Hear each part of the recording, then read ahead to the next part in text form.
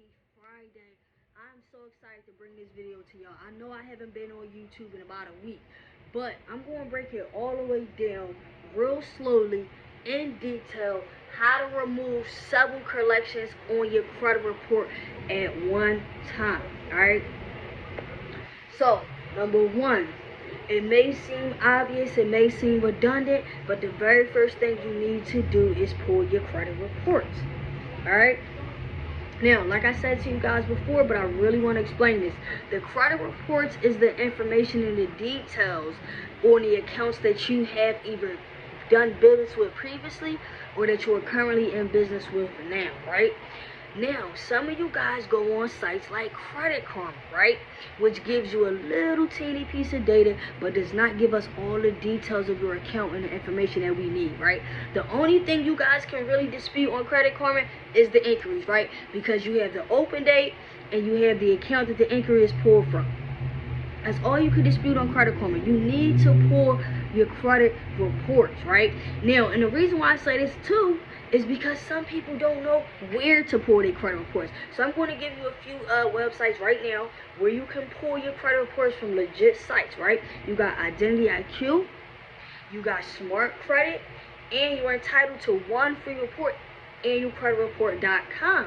But the reason why I tell you guys don't just go on annualcreditreport.com is because if you're repairing your credit, you want to make sure that you're getting that report every single month, updated, refreshed. When it's September, you want that new report, right?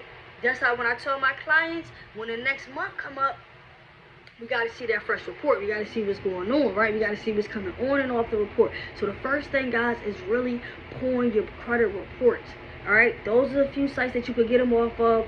There's more. You can go straight to TransUnion, you go straight to Equifax, you go straight to Experian and get your report as well, right?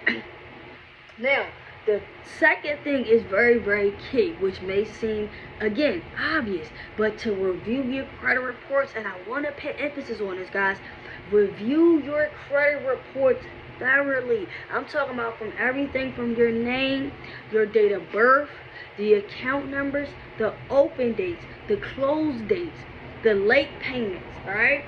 I'm going to give you a small example. Say you have a late payment on your credit report from January 2020, right? But you did not make a late payment on January 2020, but it is listed on your credit report that you are late. Guys, that right there is a reason for disputing. That simple mistake that could have been made by the credit bureau, your lender can get that item removed off of your credit report. This is very, very true because it is against the law. It's against the law, period, guys. Now, when I say review this credit report thoroughly, I mean you want to really mark this credit report up. You want to pay attention to all errors and anything that looks unfamiliar to you. This is why I say look at your report thoroughly, guys. You may have 10 items in collections, right? What if 2, even 1 of those items were not yours? Now you're taking a hit for something that does not even belong in your report and it is fraudulent. I've definitely had that happen with a few of my clients. I've literally had identity theft myself. And that's why I tell you guys to get the credit monitoring, get your credit report so you can stay updated. And you do not want to experience identity theft. You got to file a police report. You got to do all these different things just to make sure that your information is safe after it was either already accessed or lost, right? So you want to thoroughly review this credit report. And I tell people this, even take notes. When you see that error on your report, don't just say, oh, I see that error on my report. No, take notes, write it down. Because as you're writing your dispute letter, this is the information that you're putting down. This information you're putting down, right? So thoroughly, right? Number 3, now it's time to dispute. Now it's time to start the disputing process. Now, there's 2 ways you go about this. You can dispute with the credit bureaus, but some people do not know that you can dispute directly with the creditors as well. Right? You can dispute with the credit bureaus or the creditor. Now, it depends on what information is in your credit report. It depends on what it's saying and what you want to happen. Right? Because I tell people all the time, everything on your credit report does not get deleted. Some things need to get updated. Some things need to be changed. Not everything needs a deletion, so you really want to be very, very mindful when disputing exactly your reason for disputing, what account you're disputing, and what effect you want this to have on your credit report, right? Now, you only want to focus on negative items. Do not touch positive accounts, positive student loan accounts that was closed. Do not touch any closed accounts that is current and in positive standing, because now if you remove that account, you're removing all of that positive history that came with that account. So that's a big no-no, right? Number 4, when you wait the 30 days after you begin disputing, sending your letters. Now, guys, just to add in there, you have to also include identification such as a driver's license or state identification along with your dispute letter.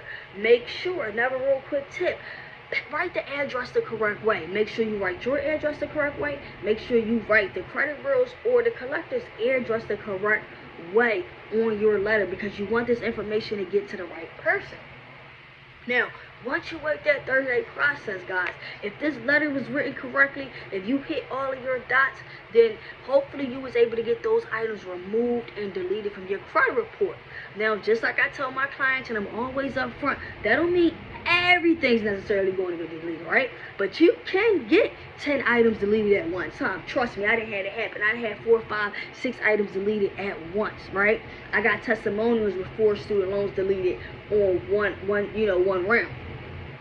So when you wait that 30 days, after you get that response, don't throw it in the trash. Don't ignore the mail. You have to open that mail. You have to read that mail. You have to pay attention to the response. Because now, guess what happens? If some of those items came back verified, once the company explains to you why the item came back verified, now this is where we go into round 2, and it is time to redispute or negotiate. Now, here is why I mentioned negotiation. I mentioned negotiation because a lot of people ask me, if I pay a collection, does it make my credit score go up? The simple answer is no, because paying a collection means that when you look at your credit report, it's going to show up as paid. It's not going to remove the account. It's not going to remove the negative history. So the simple answer is paying a collection, no.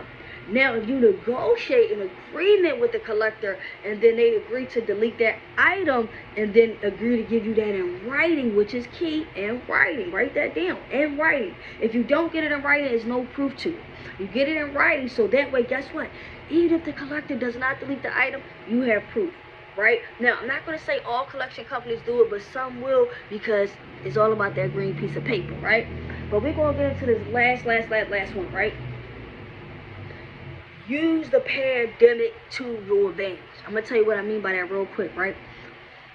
Another one thing goes back into really thoroughly analyzing that credit report is looking at accounts that are in good standings now, but you may have had late payments in the past. You may have late payments during this pandemic, during COVID, so use it to your advantage. When you write that goodwill letter and you're asking your company, your lender, to remove that late payment or that missed payment from your account, guess what you're doing? You're doing that because you are in current and good standings right now, and you may have had 1 or 2 missed payments, and you just need a little bit of leeway. Just show me a little love. And sometimes, guess what, guys? The lenders will delete that information because you're still with the company, right? So they're still making money off you. Your account is a positive standing, so you've shown good behavior, right? So this is why I say thoroughly look at the credit report, because even as you're disputing those negative items, you can be getting those late payments removed as well, all at the same time, when you're continuing to build your score and manage your credit even better. So here we go, guys.